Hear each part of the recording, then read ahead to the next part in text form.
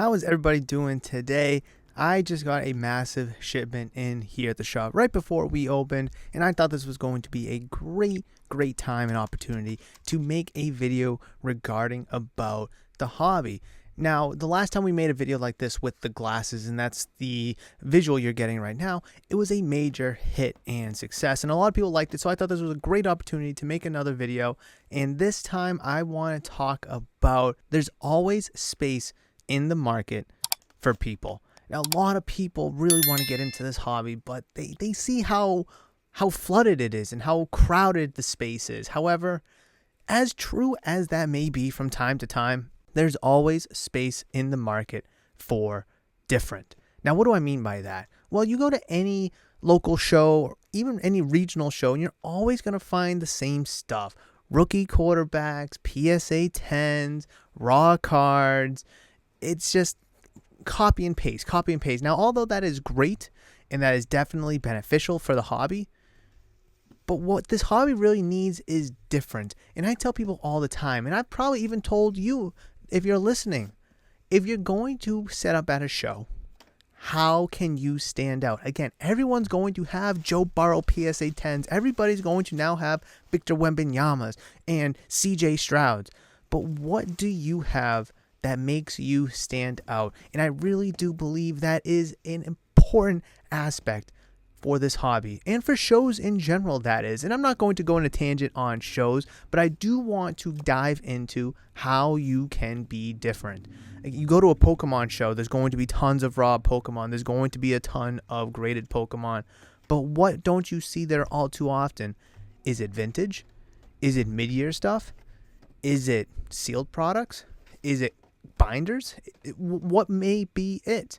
And that's a question, honestly, you have to answer, because your shows local to you are going to be different than my shows local to me.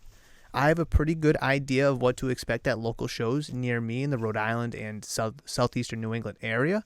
However, if you're in the middle of the Midwest, Florida, Texas, anywhere really that's in a different area than me, you're probably going to have similar. I won't discount that you're not going to find similar to what I'm experiencing, but you're also going to find different stuff. And if you're not finding different stuff, what is it that show or that area, that market needs? And I think that's a beautiful spot for you to slide right in and fill that void. There is a demand, but is there supply?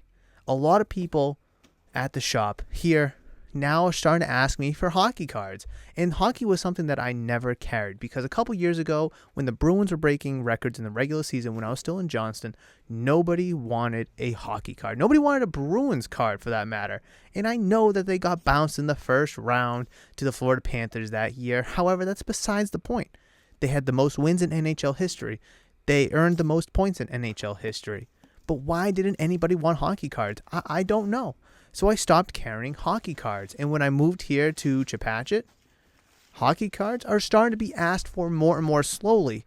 So I'm slowly starting to introduce more hockey cards. As you saw earlier in this video, I got Star Wars Topps Chrome Blaster boxes. A couple people here and there have been asking me about Star Wars cards. Even soccer, I'm starting to carry Merlin and select Premier League blasters. I'm not diving too much into it, but I do want to kind of dabble with it because there is a market. There's a market for anything.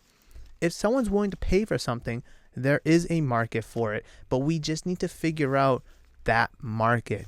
And I don't know how popular the Star Wars blasters are going to be, or how popular the Premier League, the select Premier League blasters or the Merlin blasters. I guess we'll only find out over time. But if those products do significantly well, then maybe that's a sign for me to fill that demand with supply. Now, how can you fill that demand with supply? What is it? Are you introducing this or incorporating that? I know a father and son who are just getting into the hobby because they enjoy cards and they want to kind of have a business together. And if you guys are listening, you know who I'm talking about. I'm talking about you guys, and I'm talking about you in a positive way. And these guys decided to have a Funko of, let's say, Flareon, but also sell it with a Flareon Pokemon card.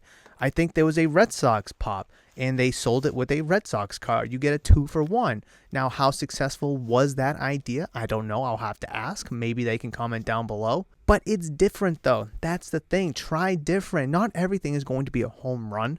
Not every business idea or business model is going to be a success. You need to take risks. Try something different. How can you stand out? Again, ask yourselves or try to think to yourself next time you go to a show, how many vendors have a Wembanyama rookie card? How many people have CJ Stroud rookie cards? There are a ton. Maybe you can dive in and carry 90s inserts. Maybe you can dive in and carry vintage.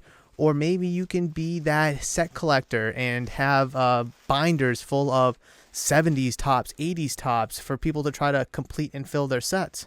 Stand out from the crowd, and I really do believe you will be able to find success.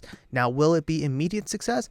I'm not going to guarantee that because I don't think you can guarantee anything in any kind of business for that matter. But you need to try.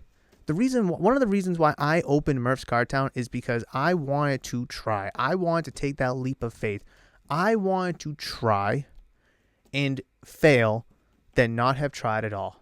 And with that mindset, and of course the help and support from Mrs. Murph, but with that mindset, I was able to be like, okay, I'm going to do this. There is a demand for sports cards. Now, when I first opened, I was just sports cards. There was a demand for sports cards.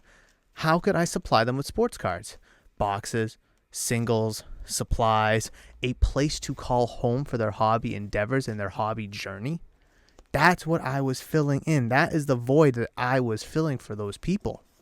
Now, going back to I'd rather fail than not try at all, I would rather live life 40, 50, 60 years from now knowing that I gave it my absolute everything, my absolute all, knowing that I tried to make Murph's Card Town work, than live life with regrets, knowing that what if, I could have, and I just don't want to live with that on my conscience because I know if I try, I can absolutely make something successful, something positive, something impactful, and something meaningful. Not just to the hobby, not just to the community, not just to trading cards, but myself even. So the main point that I want you to take away from this video is I want you to try.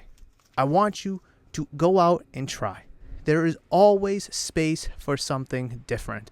Again, you can be in a crowd full of sports cards, a crowd full of Pokemon cards, trading cards, but as long as you stand out, whether that's with something niche, or maybe you're trying to come up with a brand new business idea and do a wombo combo, whatever it may be, go out and try, and I do believe you will find success. Thank you guys so much for watching. I hope to see you in the next video. Press all the buttons, and I'll see you in the next one. We'll be right back.